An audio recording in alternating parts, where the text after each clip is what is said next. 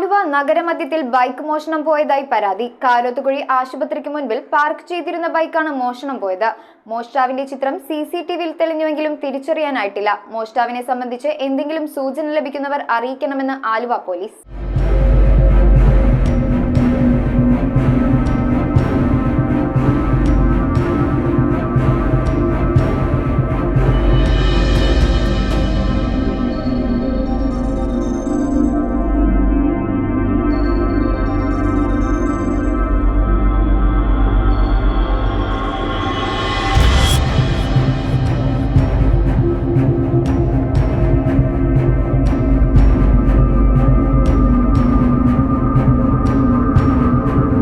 ജനുവരി 7 രാത്രിയാണ് കാരോത്തുകുഴി ആശുപത്രിക്ക് മുൻപിൽ പാർക്ക് ചെയ്തിരുന്ന ബൈക്ക് മോഷണം പോയത്.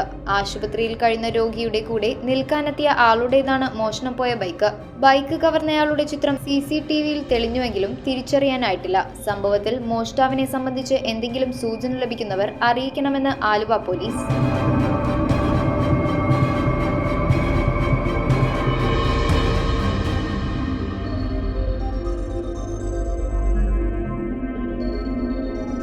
News bureau, Aluva.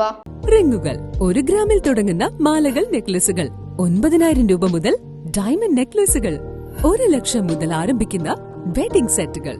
കൂടാതെ നിങ്ങളുടെ പഴയ സ്വർണത്തിന് ഏറ്റവും ഉയർന്ന മൂല്യവും മഹാരാജ ഗോൾഡ് ആൻഡ് ഡയമണ്ട്സ്